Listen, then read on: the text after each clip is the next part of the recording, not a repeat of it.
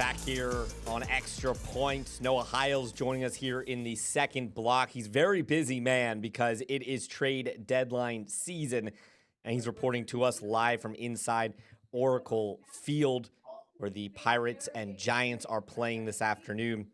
Noah, Ke'Bryan Hayes traded this afternoon, a move that felt like it was maybe unnecessary to me, that they were trying to force him out for a veteran pitcher and a shortstop prospect. Did Ben Cherington get hosed?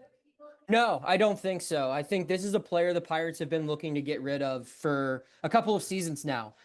They signed Ke'Bryan Hayes to a lucrative deal for their standards back in 2022, and I don't think the Pirates were happy at all with the production they received from Hayes. He gave them obviously a ton of value in the field, was a Gold Glove defender, but never was really an above average hitter. He had one good season at the plate, 2023. Back issues kept him off the field consistently throughout his time in Pittsburgh. And then this year, I think we saw he's just not a producer at the plate, and you need production from the corners of your infield. So they were looking to get rid of this guy. What they got in return, a top 10 prospect from the Cincinnati Reds, a young shortstop, and on top of that, a productive left-handed reliever who kind of offsets this trade. So it wasn't necessarily a salary dump. They traded a guy who's making $6 million, or a guy who's making $7 million for a guy who's making $6 million, and a prospect who's making $500,000. So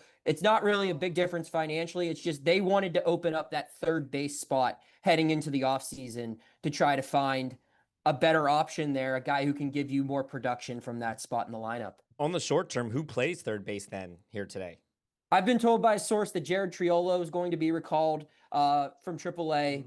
He's essentially like an identical player to Ke'Bryan Hayes when you really think about it. He's also a gold glove defender. He's also a guy who struggles at the plate. He's just younger, cheaper, and candidly, probably a little bit easier to deal with. So the Pirates, I don't think he's the long-term fix, but right now I expect Jared Triolo to be the primary third baseman for the remainder of this season, and I expect third base to be a big target position for the Pirates as they head into the offseason, or as they continue to make deals here in the next 20-some-odd hours.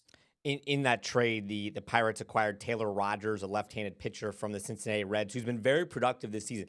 Quite a good relief pitcher. He's a sturdy veteran.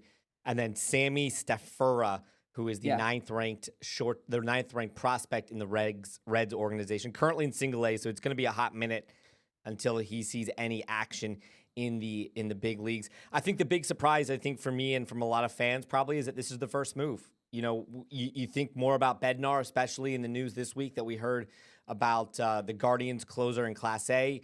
You know, Bednar's stock just went up for that reason. You know, Keller, I think a lot of people think Keller has seen his final days as a Pirate. Were you surprised that Ke'Bryan was the first domino to fall? In a way, yes. Not because of the names that you just mentioned. I think if Keller is to be moved, or if Bednar is to be moved, those are moves that are going to take place toward the final hours of the deadline, just because you want to hang on to them and try to get the best deal possible. There's currently a bidding war for David Bednar going on right now for a couple of teams, and it would be wise to take that down to the wire, especially if another reliever falls off the table. His value is going to increase. So I anticipate the Pirates holding on to those guys. What I'm more surprised is that this move was made before some of the rentals. Tommy Pham's going to be traded before this deadline expires. Andrew Heaney, IKF, Caleb Ferguson, all of those guys are gone in the next day or so. I would have thought that they would have been moved before Hayes, but this is a move. I mean, I was told at the beginning of the month there's more smoke than ever before on Hayes's camp, and we see it come to fruition now. This is a move, like I said, the Pirates have wanted to make for a while, and it finally got done. When you look at the long-term prospects of that third base position, we talked about this on the show. I'm not sure if you were on that day or not, but you know, this gives maybe an argument for a Connor Griffin, Tamar Johnson infield to be able to play together because you do open up an infield slot long-term. Yeah, I think so. I mean, I anticipate the next long-term third baseman to be acquired this offseason. If you look at the free agent market, there are some solid third base guys there. I mean, I don't know if the Pirates are going to be looking to spend Eugenio Suarez money or Alex Bregman money, but there's a nice tier of competent third baseman underneath those guys. And there's also trade options, right? But at the end of the day, I mean, they wanted somebody other than Brian Hayes is the reality for this deal. They needed someone who's going to hit 15 home runs. Brian Hayes is a player that I don't think this organization felt was capable of doing that. So they moved him. They got his money off the books. They acquired salary in return. So again, this isn't just a salary dump, but this is an opportunity for them to kind of start fresh at that position. I don't know if it'll open up a ton for Tamar or for Connor Griffin.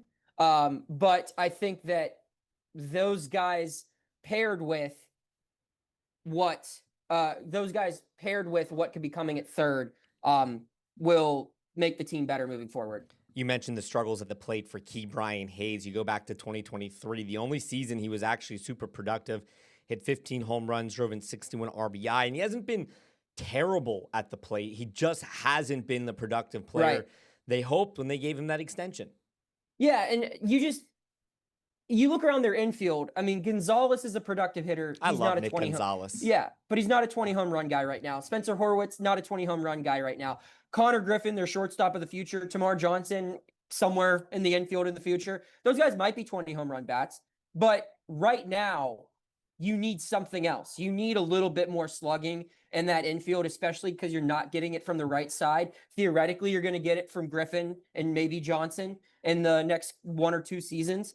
But the Pirates wanted to open up a spot where they can find that. And Hayes is an opportunity to do that. So moving him, I think, makes a lot of sense. The trade deadline comes up tomorrow evening. You mentioned you wouldn't be surprised if Keller and Bednar don't move. Is that correct? So Bednar, I expect to move. There's Okay. just a very high bidding. Especially There's a high with Class price A for him. being Yes. gone. There's a high price for him right now. I've been told the Pirates are expecting at least one top 5 prospect in return. And when you look at some of the teams interested, Detroit, Philly, if they're getting a top 5 prospect for those orgs, they're getting a top 100 prospect in baseball. And that's a pretty steep price for a guy who's just a relief pitcher with 1 year of control, albeit a very productive relief pitcher. Keller, on the other hand, I think there's a higher likelihood now that they hang on to Keller and trade him in the offseason. I have, to my understanding, I think their goal with Keller is they view him to be a piece that they can move and get an established hitter in return, a Mitch Keller equivalent as a hitter. Teams aren't looking to give that away when they're in buying mode. When teams are looking to buy at the deadline, part of their strategy isn't trading away a key piece of their lineup. But in the offseason, that's more realistic because there's free agency to replace that departure, or they might feel more confident with calling up a prospect to be a full-time guy rather than doing so with 50 some odd games remaining in the regular season as they're hunting down a division title or a playoff run. So I think Keller sticks around and is moved in the offseason unless they're absolutely blown away with an offer they get by Thursday. Bednar, I think, has a high likelihood of being moved. Certainly the benefit for the Pirates right now is the depth they have at starting pitching, not just in the organization, but also in the farm system. When you look at Bednar, at the beginning of the season, we thought maybe Bednar had played. I know I personally thought Bednar played his finals game as Pittsburgh, but not because of playing well, but because of playing terribly. How impressed have you been by the way he's been able to turn around his season from what started off to be putrid to then being really the top closer in the game today as we speak in this moment? Yeah, I'm very impressed. I mean, this is a guy who, last year was a bit of a liability, and you had to wonder what was going to be the ending for him, not only just in Pittsburgh, but just in general. Would he ever be able to return to his old form? He gets optioned on April Fool's Day. And that was no joke. And that was no joke. That was no fool. But you're sitting there wondering, what's this going to look like when he returns? And he returned later that month and was the player that we watched in 2022, 2023, if not better. So it's incredibly impressive. I anticipated David Bednar to have a bounce back year this year. I really thought he looked good in spring training, and his bad outings at the start of this season weren't, I think all his fault. I think he kind of got, hosed by some bad defense in the beginning of the year. But I did not expect him to reach these highs. So it's very impressive, and I think it says a lot about him that he's able to dig deep and grow his game, not just return to a level, but maybe exceed any level that he's played at before. No, I don't want to hold you up too much longer, but I do want to ask you one more question before we let you go. You mentioned a lot of the guys we expect to be traded. Dig deep in your bag. Who's a player that maybe no one's expecting to get traded that you think we could see moved in the next, 24 hours? I've been hearing some rumors about Joey Bart as of late. I know the Rangers are a team that have expressed some interest in Bart. The Cincinnati Reds also might be poking around on him. So not sure if that ends up happening, but that's a name that I didn't expect to receive some interest that I've heard has received some interest over the past week. Well, they certainly have depth there at catcher, especially when Yeah. Endy Rodriguez comes back from injury. Noah, I know you're a busy man. You got some Pirates baseball to cover. So Yes. we appreciate you taking a few minutes for us. Noah Hiles, Pittsburgh Post-Gazette, joining us from Oracle Park. Noah, thank you very much. Absolutely. Thanks for having me on.